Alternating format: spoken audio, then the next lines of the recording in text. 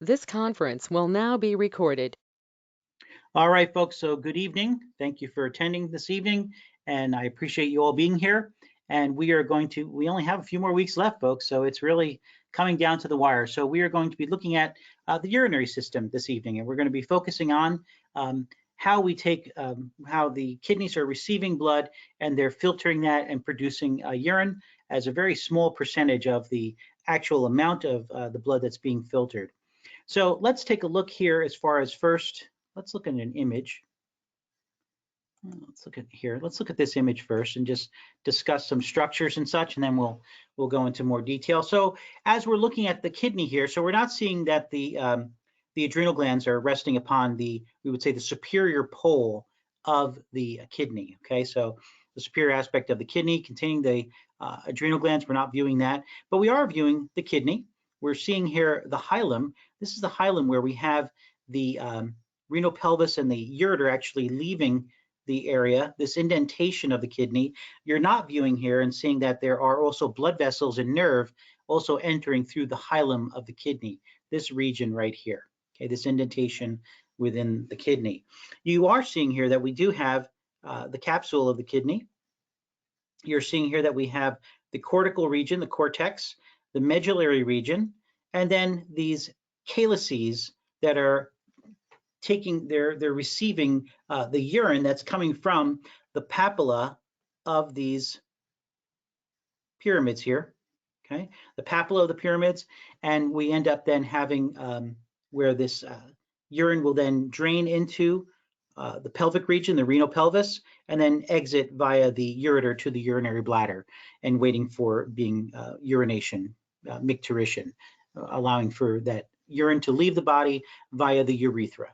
Okay, whether it's male or female, that's how it's going to leave the body. So let's take a look here and look at, now you're not seeing the vasculature, we are going to talk about that, but you'll see here that these pyramids, okay, right, you'll see that the apex of the pyramid is here draining that urine via these little holes into the calyces, right? So one calyx, that's singular, calyces is plural, okay? So we first drain into the cup-like region of the minor calyx for each of the areas where we're having the urine directly leave the pyramids.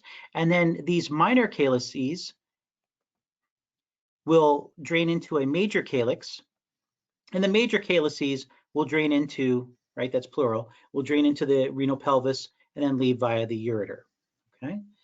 And let's see what else here. So now let's go to this next image here. So here we're looking at an image that is showing you the nephrons, right? We have two different types of nephrons. We have a cortical nephron and we have a juxtamedullary nephron. You'll see here that the nephron loop, also known as the loop of Henle, that's another, an AKA, right? Much larger and deeper into the medullary region of the kidney as far as for the juxtamedullary. And you'll see the cortical, the predominant portion of the nephron, that's the cortical nephron, is going to be located in the cortex, hence the term cortical nephron. And you'll see here also that we see all draining into the collecting ducts, okay? And the collecting ducts, again, they allow for that ability when you're looking at the pyramids to see the striations present. That's as a result of those collecting ducts that's present, okay? And you'll see here that we have the renal corpuscle, and we're receiving blood and exiting blood, right, from this capillary bed, which is inside, which is the glomerulus. So this structure here is all called together, the glomerulus and the capsule, right, the glomerular capsule. It's known as the renal corpuscle, renal corpuscle. We have the proximal convoluted tubule. Here's the distal convoluted tubule. Here's the loop of Henle, aka the nephron loop, the descending loop, the ascending loop, right? And then again, what's happening is that through this tubular system, we are creating a concentrated filtrate, which will become urine, and urine is what actually leaves via these papillae at this region here where these openings are, for the urine will drip into the minor calyx, okay? So now here's something interesting also, in that you're seeing that, so you saw before there with that image that we didn't have really any type of vasculature covering the whole network of this tubular network, but realize that the vascularity that is surrounding that tubular network contributes to what's taking place as far as substances that are entering into the filtrate or leaving the filtrate and entering back into the blood. All right. So what I'm going to do right now is I'm going to, I'll show you what's going on here with my, here we go. I want to show you an image on my, let's move this over here, on my notes here, right at the very end of the note packet. Okay. And let's see here. Okay, here we go. I'm going to make this a little bit smaller. Now, what you're seeing here, folks, is that material, right? Actually, substances, we could say substances, are actually exiting from the filtrate. So in this tubular network here, this is filtrate, hence the coloration of it, right? And it will become urine as we're getting right to the very distal portion of the collecting duct that's allowing then for that urine, that filtrate that's now really it's concentrated urine, and it's going to be entering into the minor calyx. It's going to be dripping, draining into the minor calyx. You'll see here that we have the movement out of and movement back into the filtrate. So any movement that's going out of the filtrate, right, will be entering into the medullary region and into the the cortical region, the medullary region. But this is really what we're looking at as far as juxtamedullary as well as cortical nephrons, right? But there's going to be these are going to be surrounded by blood vessels, And so this way, there's going to be materials that are going to be entering into the blood or leaving the blood and entering back into this tubular network, creating this very concentrated urine. Now you'll see here, and this is something of importance as far as this descending loop right here. Okay, so water is leaving during the descending loop, but it's not moving as far as the ascending loop. That's something of importance there. You'll see that we have sodium ions, chloride ions, water can be moving in and out of this filtrate. And really is that really where the body is reabsorbing most of the water that's being produced by this filtrate there. Know that like approximately 1% of the filtrate that's being produced is leaving the body. 99% is being reabsorbed back into the body. I didn't want to do that. Here we go.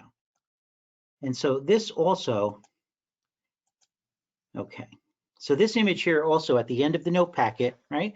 It's just also showing you how there's what's taking place in the different areas of this, the nephron.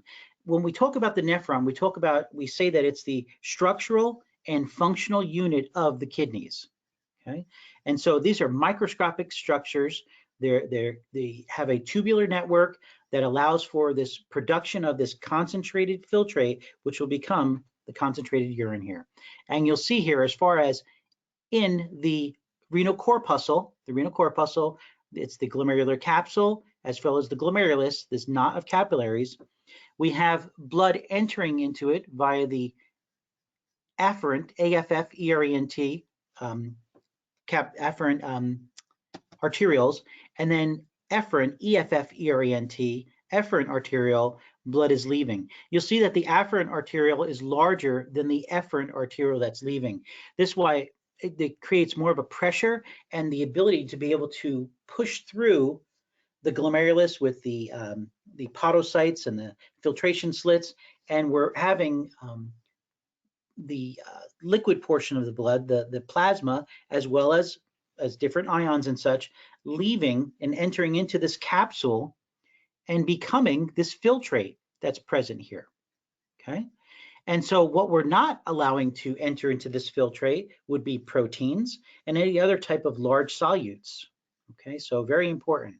So proteins, large solutes, not leaving. Now, if you do have proteinuria, if you do have high levels of glucose within your urine, yes, glucoseuria, this is not healthy or a positive or good thing, right? This can be tests that are done that we can figure out, hey, that there's some type of issue and damage to the kidneys are not optimally functioning, or some other type of issue is taking place and going on.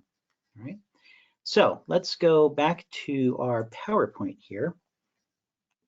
And I'd like to look at this image right here, as far as looking again at these two different types of nephrons. You'll see here that the cortical nephrons, they comprise the majority of the nephrons that are present within the kidneys, approximately 85%. Primarily, most of the portion is located in the cortex. As far as the juxtamedullary, you'll see here that a good portion of this would be in the medullary region and has a very long nephron loop. Okay, but again, only approximately 15% are going to be these juxtamedullary. And know that these collecting ducts, these are what give the striated appearance to the pyramids. Okay. Yeah, let's look at this image here, and then we'll go back into my notes and such. And so let's look at regarding the vasculature, which understand that the kidneys are highly vascular. Why are they highly vascular? Because we're filtering blood to form our urine. So we're actually performing a filtration process of the blood in order to get out all of the waste products of metabolism, primarily of protein metabolism and such. And so we're releasing these out of the body via the urine. Okay, you'll see here that we talked about that there's no segmental vein. Okay, there's no segmental vein. There's only, as we're looking at here, we have here the renal artery, segmental artery, interlobar artery. So interlobar are the area in the columns, the renal columns between each of the pyramids. Those are the columns. That's where this interlobar artery is present. The arcuate, right? So here's the arcuate, right at the base of the pyramid. So whether it's arcuate vein or arcuate artery, cortical radiate, also known as the interlobular, right? I don't use that term, but it's also known as the interlobular, this cortical radiate artery and vein. Okay, so you see the CRA. I choose to use the term cortical radiate artery and cortical radiate vein because what's going on here? This is in the cortex. So how easy is it just to call it the cortical radiate artery, cortical radiate vein? Makes more sense. You'll see here as far as the afferent arteriole is bringing blood to the nephron. And then what's going to happen is that, in particular to this knot of capillaries, this glomerulus, right? It's this capillary bed. And again, I mentioned to you that the capillary bed is very unique in that it's being fed by an arteriole and it's being drained by an arteriole. So the efferent arteriole is draining this capillary bed. And you'll see here then it goes to the paratubular capillaries, the capillaries that are surrounding the structure of the nephron as far as the tubular network. Then we have here leaving via venules and the cortical radiate vein. So the venule will drain this capillary bed and this is what normally takes place as far as capillary beds. An arteriole will bring blood to the capillary bed, a venule will drain a capillary bed. Okay, so the glomerulus is in a unique situation with that. Then you'll see here cortical radiate veins. So here we have these CRV veins. These are in blue on the image here in the cortical region of the kidney. The arcuate vein, and then going directly to as far as, so we're not having this, we have the interlobar vein, arcuate, interlobar vein, and then renal vein. Okay, so let me ask right now before we move on.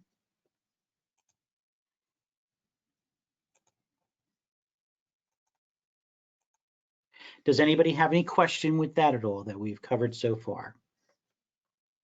No, sir, but I just want to add something that you mentioned yesterday in the class, in the lab, that there is no segmental vein. Yeah, I did say that. Yeah, all right, yeah. Yes, Yes. yeah, absolutely, yes. Yeah, so there's no segmental vein. I said that before. Yep, so there's segmental artery, but no segmental vein. It just goes right from interlobar vein to the renal vein. Thank you, Uros. Yeah. Appreciate that. So is there any reason behind it? Yeah, I can't tell you. I don't know. Okay. Yeah, I've never really bothered to look any further into. Oh, okay. Just, All right. I always I tell will you leave that. it to God. It means God has done it. All right. Okay. Yeah, it's just, you know what it is? It's kind of funny in that anatomists and physiologists, they, will do strange things as far as nomenclature is concerned. This isn't just the only area where they have this kind of a thing go on. So yeah, it's just unique and different. Yeah, who knows? All right, very good.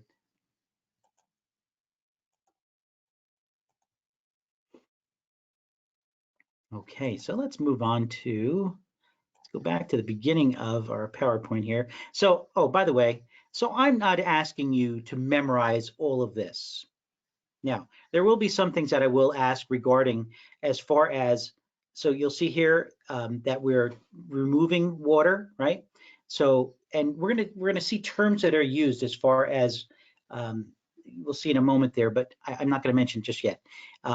But know that whether water is and other substances, ions and such, are entering into the filtrate or exiting from the filtrate. There's terms that we use to describe this. What I do want you to know in particular would be that, know that pretty much predominantly throughout this tubular network of the nephron, we're reabsorbing water. Okay, so again, we're concentrating this urine so that this urine, when it's leaving the body, yeah, a little bit of water, right? But primarily, it's going to have just what the waste products are, and that's it. Unless you're taking a diuretic, right? Then you're going to be producing more urine as a result of the medication in order to decrease blood pressure and such, and decrease blood volume. All right. So let's go back to the beginning here. All Dr. right. Perrin, I have a quick question. You go At the for it. beginning of the presentation, you had Yeah, mentioned a technical term for urination, yeah. macturation. Micturition. You'll see that in the PowerPoint. You'll see that in the Okay, notes. Yeah, okay, thank absolutely. you. Yep, absolutely. So you'll see here, so 1/4 of the total blood supply of the body passes through the kidneys every minute. That's an insane statistic right there and a statement there. That's incredible. To realize that how much your kidneys are functioning and working, and know that um, primarily throughout the day, we're under parasympathetic influence, right? As a result, what's going to take place? Well, really, the rest and digest, the salivation, lacrimation, urination, digestion, and defecation, these are the processes that are primarily under parasympathetic control. And so urinary system function under parasympathetic control. So, and especially when you're very calm and you're just sitting and not doing a whole lot, your body's going to be all the more involved in producing urine. So this is why, you're sitting down for a class and, you may be in the house doing things at your job, doing things, and you can go, a couple hours and not have to use the restroom. And that you're sitting here for an hour and a half. And after you're sitting there for an hour and a half, you're like, whoa, I got to use the restroom already to go to void. And this is why, under more parasympathetic calming influences, right? So you'll see here as far as renal artery and renal veins, as far as bringing blood to and taking blood away from the kidneys. I mentioned to you regarding the nephron, it's again the functional and structural unit of the kidneys, okay? Blood's filtered in order to form this urine. It's called filtrate though throughout the predominant aspect of the nephron until we get to the collecting duct. In the distal portion of the collecting duct, this is when we have our concentrated urine. Okay. If you'll note here again in seeing this image at the end of your presentation here, you'll see that. Yes, here we go. So look at how we're reabsorbing water, right? We're taking in water because we want this, what's leaving the body, to be just what it needs in order to remove the waste products, but we want to reabsorb that water and take it back into the body. What the body works hard for to get as far as any resources, and water would be one of them, we don't want to just let go. We want to keep on recycling and reusing substances that enter the body, and nutrients and water are one of them, are key important to continue that staying within the body and reusing them as much as possible and recycling. So this glomerulus here, And like I mentioned this already to you there, the 1%. The glomerulus, it's a knot of capillaries, right? So it's that small capillary bed. It's unique in that the afferent arteriole is bringing blood to, the efferent arteriole is taking blood away. Remember that this afferent arteriole is a larger structure in comparison to the efferent arteriole, leading to an increase in pressure within the capillary bed itself in order to allow for then the pushing out of, so to speak, of the liquid, of the plasma, and also of ions and such. And so, but holding on to any of the larger substances, molecules, as far as proteins and such. Okay? High pressure forces the fluid and solutes from the blood into the capsule, the glomerular capsule, into this tubular network of the nephron there. Okay, so realize that it's that tubular network that's holding on to the filtrate. Okay. As far as these terms here, so here's what, and I mentioned you this one term, reabsorption. So we say that filtration takes place first, right? And where's filtration taking place? In that renal corpuscle. It's the combination of that glomerulus and the glomerular capsule. It's also known as Bowman's capsule. You might have heard that term used before. That's another AKA, but primarily they want you to stay away from any of the eponyms and just focus on. So glomerular capsule, glomerulus, renal corpuscle is the combination of the two. We'll have tubular reabsorption and tubular secretion. So what's taking place here? Well, reabsorption is that actually we're taking from the filtrate and bringing back into the blood. Secretion, we're actually taking back, we're putting into the filtrate. So substances are passing into the tubular network, becoming a part of the filtrate, which will then become concentrated urine and leave the body. So proteins, blood cells, so hematuria, not a good thing, right? Shouldn't have blood cells in the urine, shouldn't have proteins in your urine. They're normally too large to pass into the tubular system, and they won't pass through this glomerulus and the, excuse me, the podocytes with the filtration slits. Shouldn't happen unless there's damage here, and high blood pressure over many years and other issues can lead to damage of these tiny vessels. So there's some type of pathology going on if we do find those in the urine.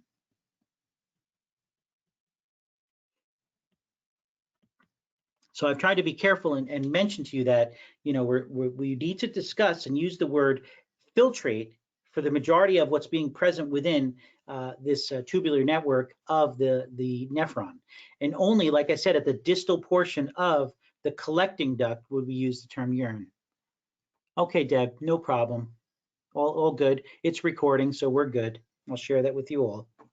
So urine, it's a filtrate that has lost most of the water, right? See, I said that to you before. And nutrients, right? Doesn't the body want to be able to hold on to any nutrients and not just let them go out the body until we've been able to make use of them and utilize them and absorb whatever we can from them? Ions through reabsorption. So we're taking back into the cardiovascular network, into the blood. So that urine is going to exit the body. Key component of urine is nitrogenous waste. These are as a result of the products of protein metabolism. Okay. So you'll see here, urine should be pale, straw color, pH of approximate 6. So, you know, it's a little bit acidic, right? It is acidic, and sterile. So should we have bacteria present in the urine? No. Micturition, so here we go. That's the term, micturition, also known as voiding, also known as urination, right? These are terms that we use to empty the bladder, that we would state descriptive of emptying the bladder. You'll see here, as far as maintaining the acid-base balance within the blood, right? They play the greatest role in maintaining this balance here, and know that in an acidic environment, right, the body should not be under, physiologically, as far as the physiologic pH of the body, 7.3, right, 7.4, around there. You know, below and in more of the acidic level, that's not a good thing. Now, in the stomach, excuse me, folks, I just got to drink something.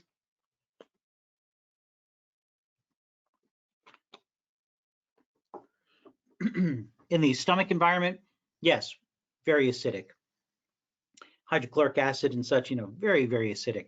But as far as in the rest of the body, really we want that physiological pH to be more along a little bit basic. Okay. Now, pH rises or pH falls, what's going to happen as far as the kidneys are concerned? So bicarbonate ions can be excreted if the pH is too high, right? So in more of the alkaline area there, higher alkaline, hydrogen ions are retained by the tubules. And if we hold on to hydrogen ions, hydrogen ion concentration is highest in acidic pH, right? So if you look at, let's look at this for a moment.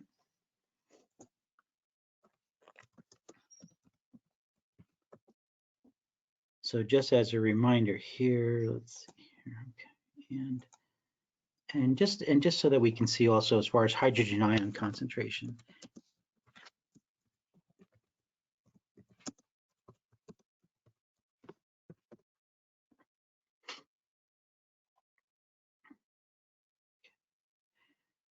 Just trying to see where, okay. I think this will, yeah, here we go, okay. Although I'd like it to the left, actually. Sorry, gang, let me just find one that I appreciate and can,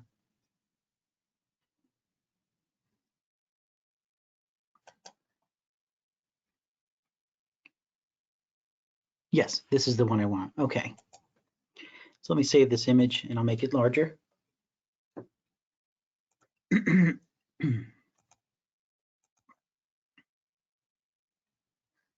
Okay, very good. So as we're looking at this scale, right? So I didn't create this, I'm just borrowing this from someone online here, but you'll see here that we have pH scale as far as 0 to 7. 7 would be what? Neutral.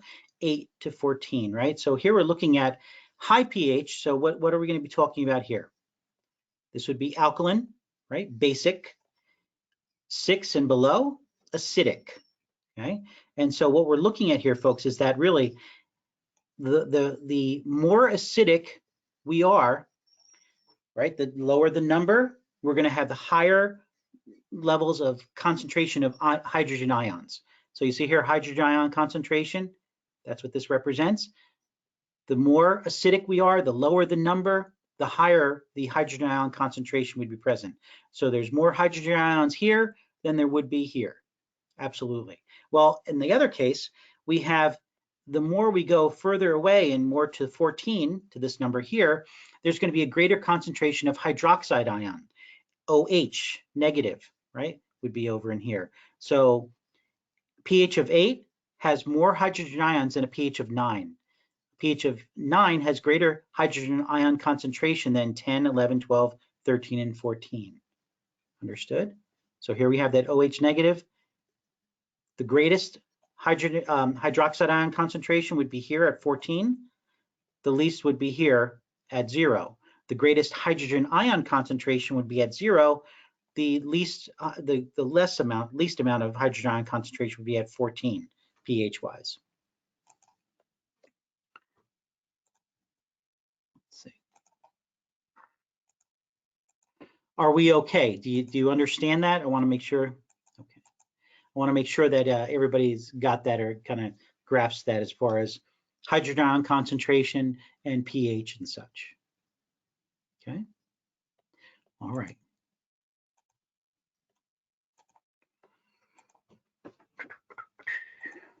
This, all right, so, and as far as you'll see here, as far as so, and so in the other case here, right, so if we have more acidic levels being noticed registered by the kidneys here, what's going to happen, right, and by the body as far as homeostatic influences, we're going to have what? Hydrogen ions are going to be secreted. They're going to be secreted, meaning that they're going to actually go back into the filtrate so that they become part of the urine, right, so that this way we can actually, if we let go of, if we secrete, if we urinate, if we void out more hydrogen ions, it will actually increase the pH. So the pH will become more basic. There we go. Yeah. So it'll become more basic and the pH level will go up. Okay. So that's if we have this pH falls, it becomes more acidic, that's what we're going to do. Okay. Now here we have, as far as, and we talked about this when we were talking about the cardiovascular system as far as blood pressure is concerned, Okay, so knowing that, and also regarding endocrine system, knowing that aldosterone and ADH both contribute to an increase in blood pressure. Okay, and so you'll see here, as far as look at the results here, as far as aldosterone, right, increases reabsorption of sodium ions and water in the tubules. So in the renal tubules, in this the nephron itself, those tubules, right, sodium and hydrogen and water, sorry, sodium and water will be reabsorbed, right, into the body into the blood via the influence of aldosterone.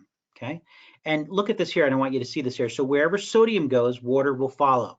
That's an important statement there. So knowing that, if we're reabsorbing sodium, we're also going to then what? Reabsorb more water. Okay, and potassium ions are going to go in the opposite direction. Okay, so they're going to be secreted, meaning that potassium ions are going to be put back into the filtrate and leave the body. So as a result of sodium ions being reabsorbed, we're going to then do what? Water is going to follow. And so as such, we're going to increase the blood volume, which will in turn increase blood pressure. Now, what I want you to see here is that ADH, antidiuretic hormone, right? So a diuretic, you're going to produce more urine. So an antidiuretic hormone is going to do what? It's a water conserver. Can you write that down? ADH is a water conserver. It's right there, water conserving hormone. Just highlight it there, right?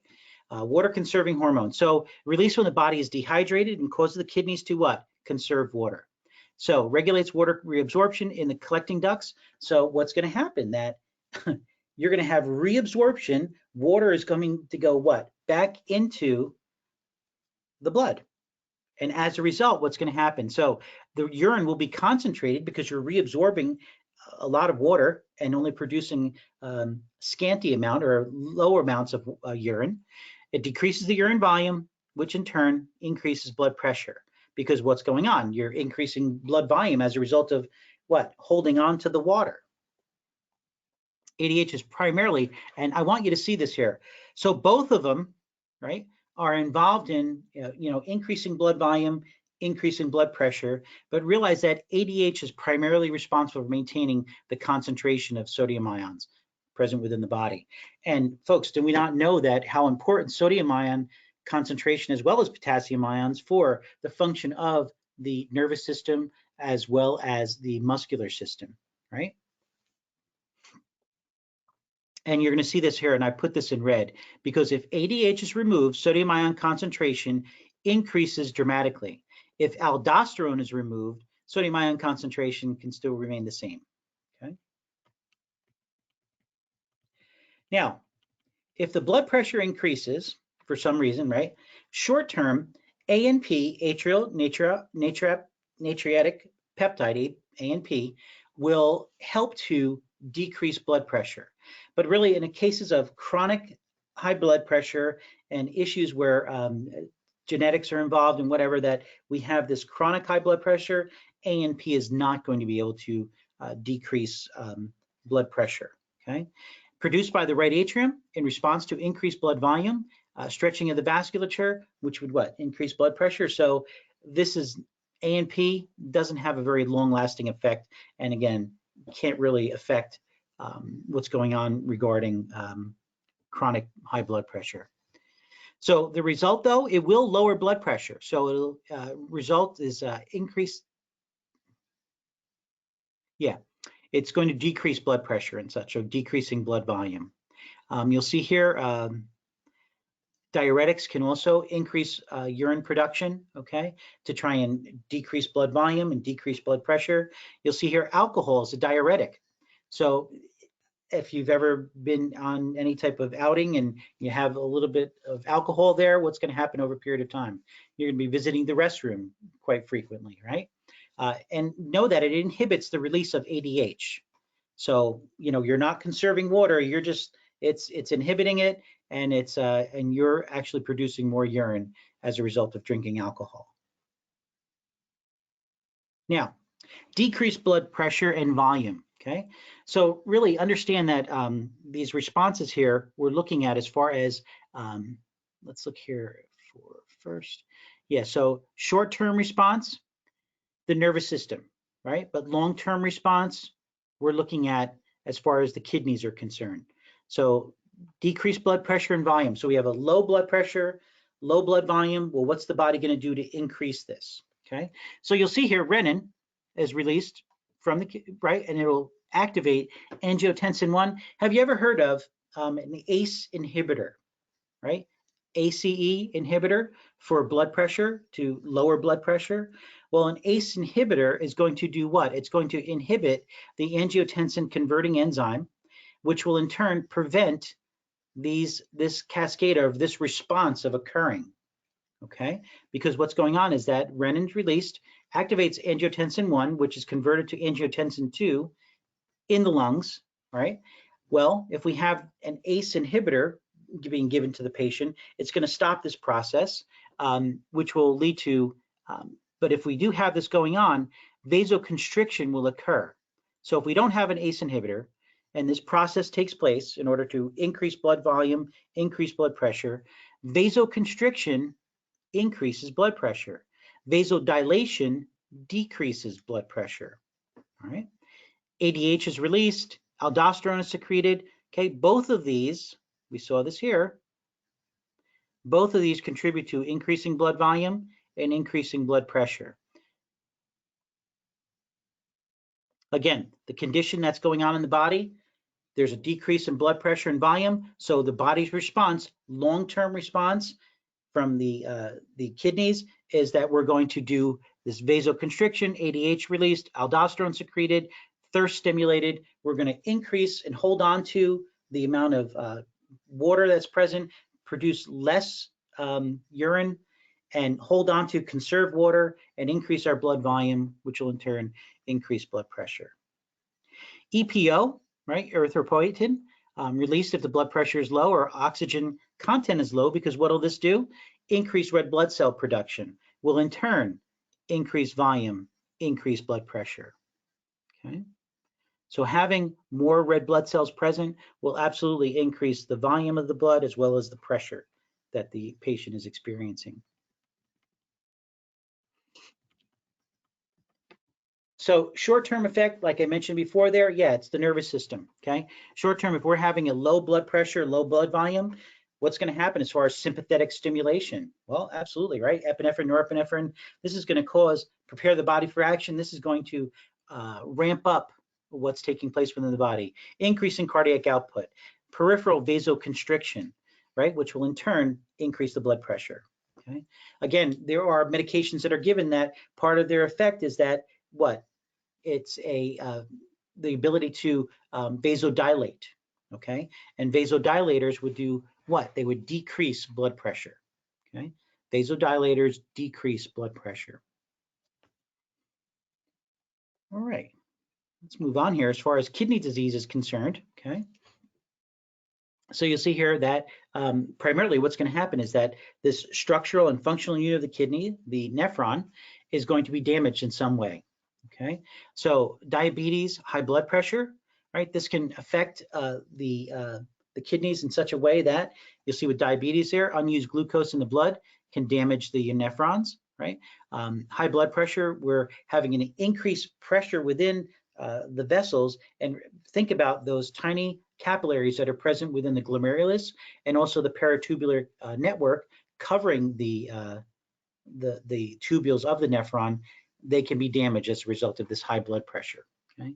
And again, this can damage the glomerulus, this can affect the filtration that's taking place and allow for proteins and allow for other larger molecules to end up being within the urine. How about red blood cells also?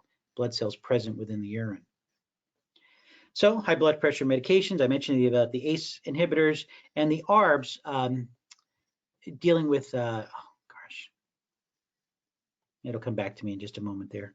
I apologize, but also both of those contributing to the blood pressure. It'll come back to me in a few minutes and I'll give you that more information regarding the ARBs.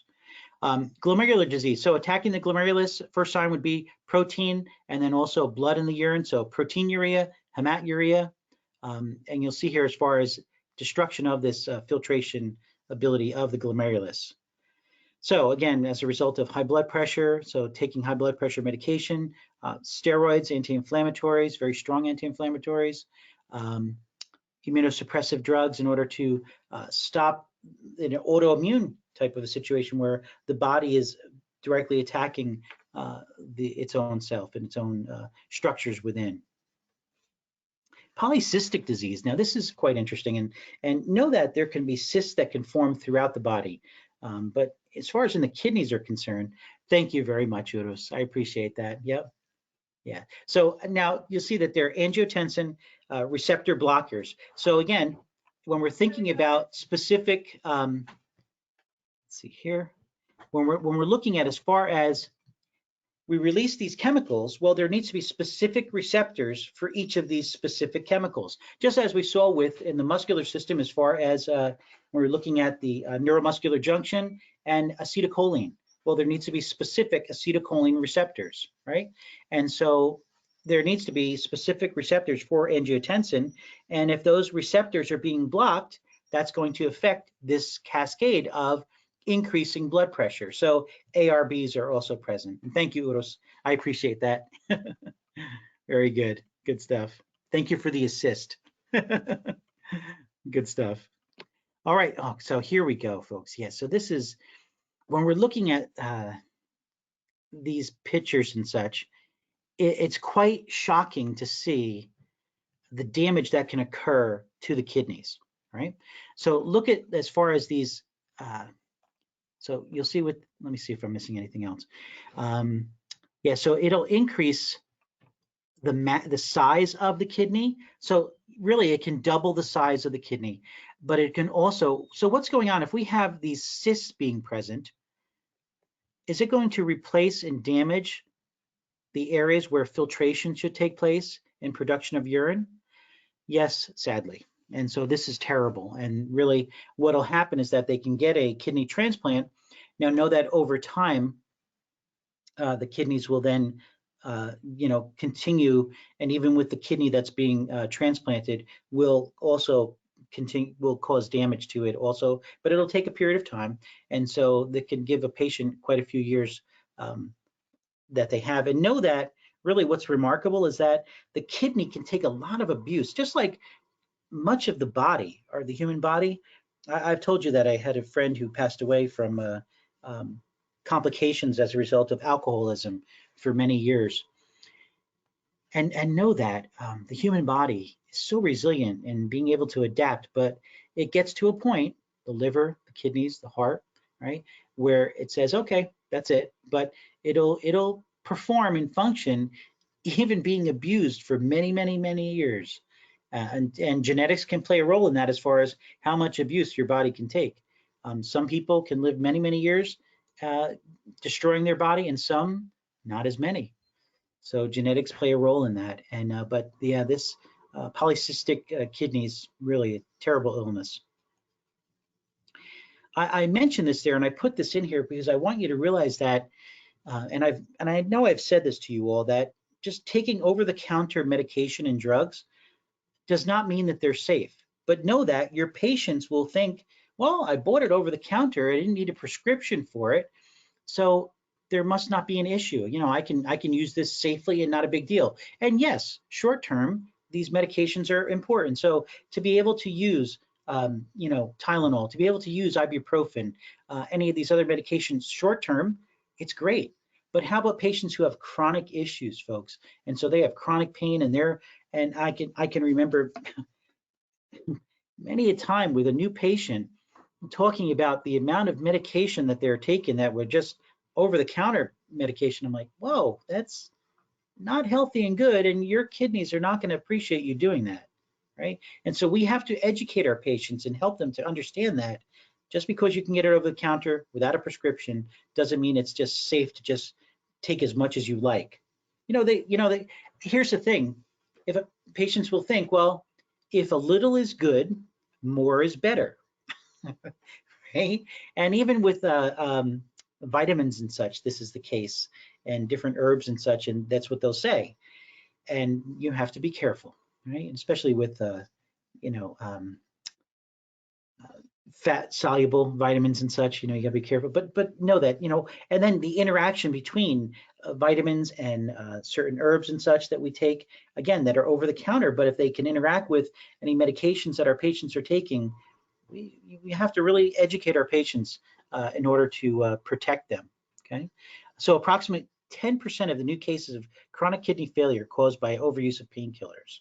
And this is like, I'm telling you, over-the-counter painkillers, not only just what's going on as far as the epidemic and of really what's going on as far as the, you know, prescription meds and also heroin and such. It's sad, sad stuff, folks. Renal calculi, so kidney stones.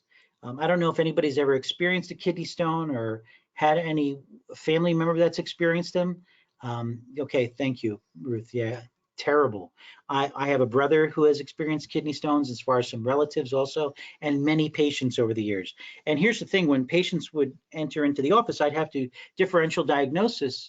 a differential diagnosis regarding, well, are they experiencing true musculoskeletal pain as a result of what's going on within their spine, as far as impingement of nerves and of the cord possibly, right?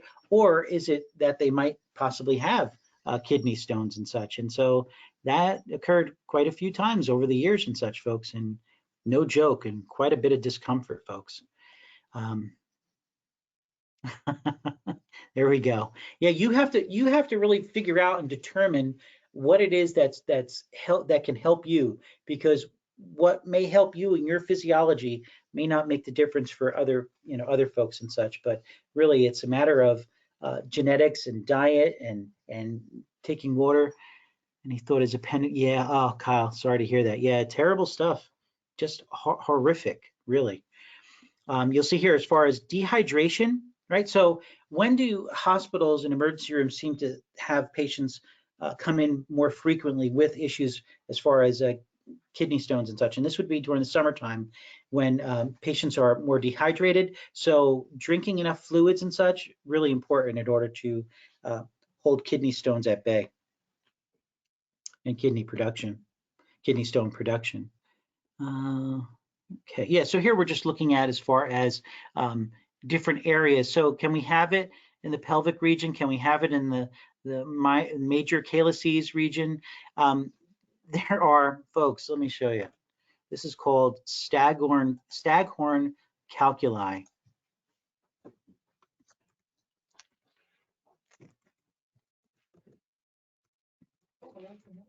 Staghorn calculi.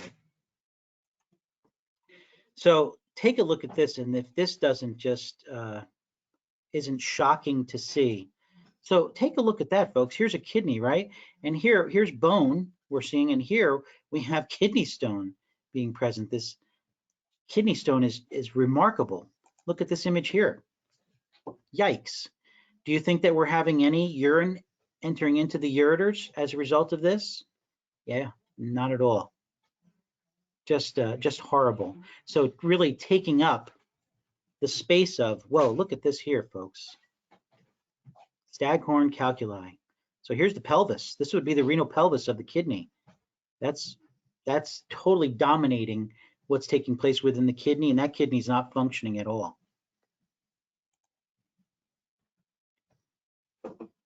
And so the passage of these calculi just, let me see what, I'm sorry, I didn't get a chance to read that there, the last one. Yeah, right, Ruth, honestly, yes. So that, and it is something to behold and to see, I'll tell you.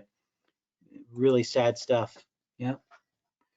So, and you know, and know that, right? So this is like an extreme to see that going on. So these are people who put off going to the doctor, they dealt with some pretty just a lot of discomfort, and end up just like having a moment of time where, you know, they're not producing any urine whatsoever, right? And then they go medical emergency, go to the emergency room, and then when they take the imaging, they're like, what? Yikes. I mean, you know, it can be shocking what patients will put up with before they go to the hospital. You won't be amazed, because it'll happen time and time again.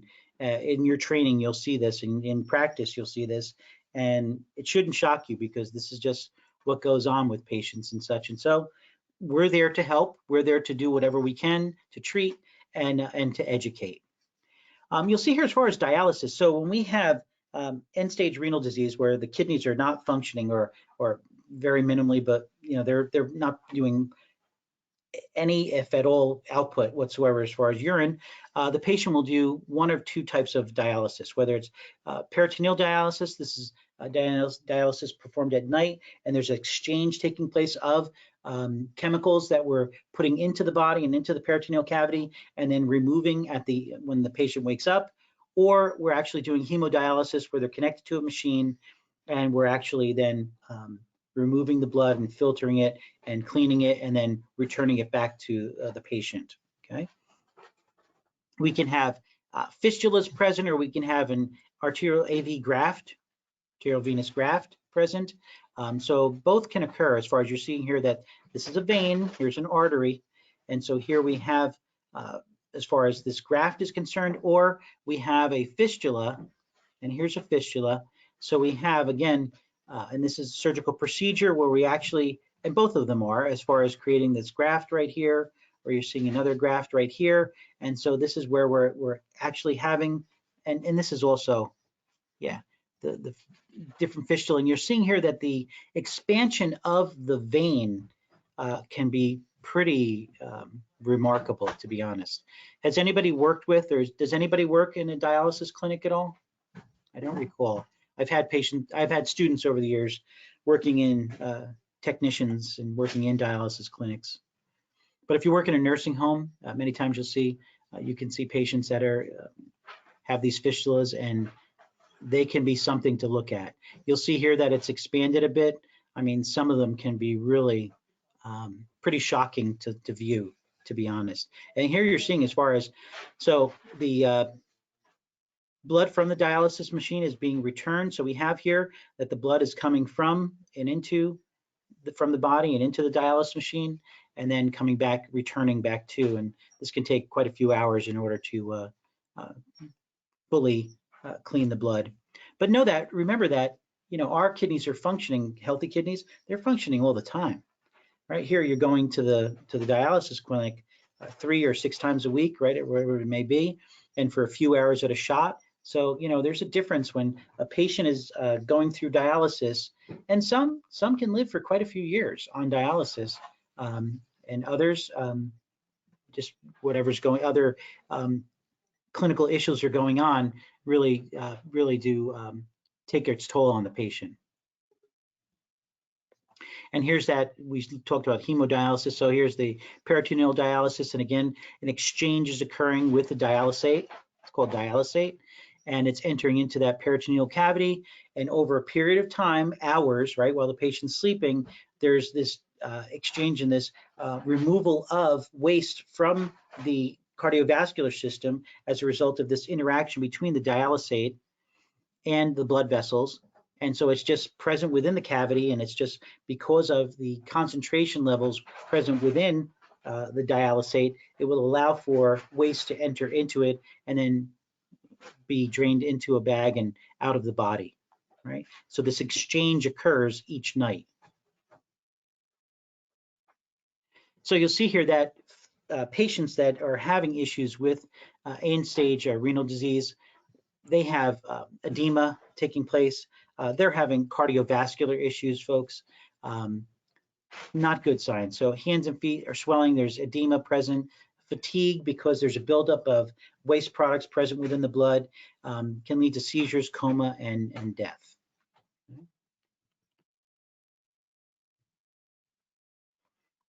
Now, as far as structures regarding, so we looked at the kidneys, we looked at the ureter because the ureter is taking the urine to the urinary bladder. So then how about as far as the urine leaving the body? Okay, so the urethra we know, and we're going to see this in coming up in lab on this next 2 weeks here, as far as looking at male and female anatomy. Okay, on the models and such, we'll see the urethra and the different urethra present for male and female. You'll see here as far as the male urethra can be longer, and really the female urethra is shorter and closer to, as far as approximation wise, to the anus, And this is why, depending upon hygiene issues and such, and proper wiping technique, that there can be susceptibility for urinary tract infections and such. Okay, so that's just to keep in the back of your mind regarding that. You'll see here, as far as you recall, in AMP1, we talked about transitional epithelial tissue is located in the urethra as well as the urinary bladder, allowing for what? Allowing for expansion to take place of the tissues and such, okay? You'll see here as far as sphincters are concerned. So these sphincters, the internal urethral sphincter and the external urethral sphincter. So one is voluntary, one is involuntary. So the involuntary is internal, right? Just as with when we have as far as for the anus is concerned, the same thing as far as those sphincters are controlled. Internal, smooth muscle control. External, this is how we can choose when to either defecate or void, right? As far as that voluntary skeletal muscle control. And knowing that it takes a period of time and training for a young person in order to develop this ability to recognize when they're ready to void, when they're ready to defecate, that they need to do that. And so I'm glad that my 4 children, I no longer have to deal with that potty training, and I'll let my daughters and my sons with their kids as go on with the grandkids, let them deal with potty training, because that was quite a challenge. I remember that was not a whole lot of fun. So here we have, as far as, whoa, Norma, yikes. You deserve a medal if that's the truth, for sure. That's a crazy number, Norma. Wow. I have to say, wow, man, God bless you. So you'll see here, as far as, yes, Kyle, I would agree. The urethra has different terms depending upon, and we'll see this in the lab, as far as the location. So as far as the prostatic, membranous, and spongy urethra. So spongy urethra, this is in the penis. The prostatic urethra is what the portion of the urethra that extends from the urinary bladder through the prostate, and then when we get to the point past outside of the prostate gland, it's the membranous urethra, which is only a very short area there, and then entering into the penis, at the base of the penis, from the length of the penis will be the spongy urethra. Okay, so you'll see here that as far as autonomic nervous system, right? This is the automatic nervous system. This is involuntary control, right? You'll see here as far as contraction of the detrusor muscle present for the urinary bladder to release the bladder, and then for the internal urethral sphincter to open, and then conscious control. So we have the somatic nervous system, skeletal muscle control, the opening of the external urethral sphincter. Oh, I missed somebody's, I'm sorry. Sure, yes, absolutely. Okay, so let me just go through that one more time. So we're talking about, and again, you'll see this in the lab and such, that the prostate. So let's take a look. Let's stop what we're doing right now.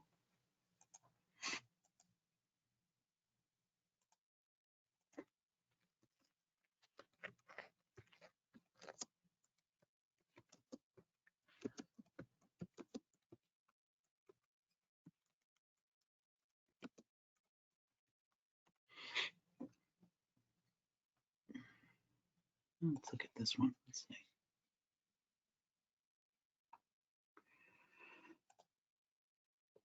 Just trying to get one that's a little, there we go. Okay.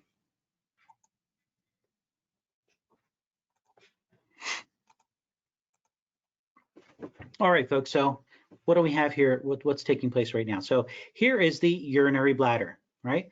So here we have sigmoid colon, rectum, anal canal, anus, right? Here's the urinary bladder, okay? So here we have the vas deferens coming from the testes, right? So here would be the urinary bladder. So what would this be right here? This tube right here is the urethra, right? So we have here the prostate gland. So here would be the prostatic urethra. In this region right here, this is the membranous urethra. And then we have it from the base of the penis all the way out to the internal, external, we have here as far as the spongy urethra in the penis right there, okay? So that's what we're looking at there as far as, and the sphincters there, sorry. Botched up the term there, but so that's what we're looking at as far as the different regions of the urethra. So the female urethra, just the urethra, but the male, prostatic, membranous, spongy urethra, okay? And let's see here. So here we go. Yeah, this is interesting as far as for infants and such. So distension of the bladder activates stretch receptors, which in turn excite parasympathetic neurons. Again, what's going to be involved in this? So parasympathetic as far as for urination, right? SLUDD, right? In the reflex center in the sacral region of the spinal cord gets excited, and as a result leads to contraction of the detrusor muscle for the urinary bladder and an opening of the internal sphincter. Now, inhibition of the somatic pathways allow for relaxation and opening. So again, infants, can they control? How about this? Have you ever changed an infant, a child, and you take off the diaper and they're exposed to the cool air or whatever, and then all of a sudden, what will the baby do? There'll be like a fountain coming from your little baby. And that only happened once to me. And yeah, so I was very good as far as covering everything real good and cleaning everything real good, and you know, kind of like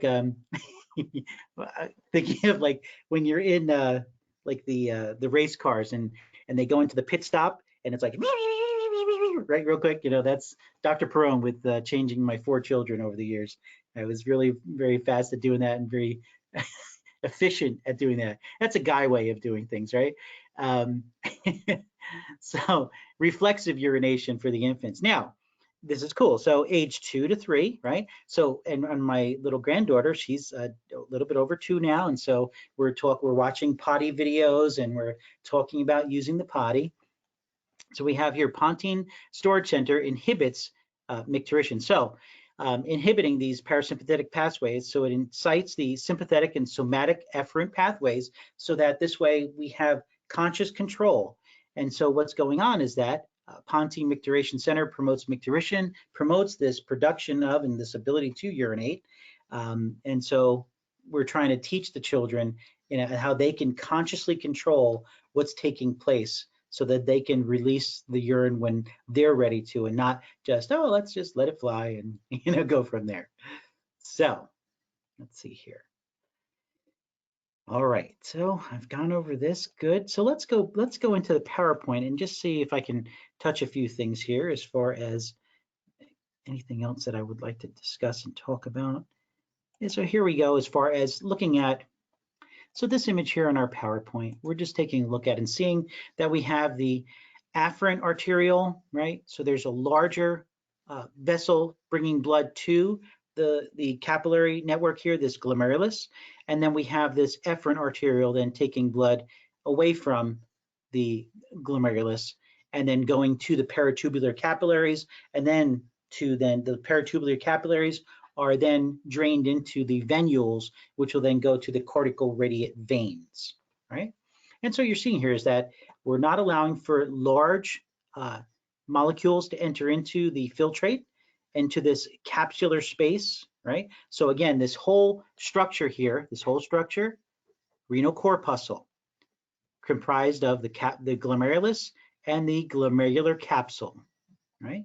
And so in this tubular network, we have this filtrate, and so we're going to reabsorb substances and water into the blood, and we're going to secrete from the blood into the filtrate, which will eventually become the urine.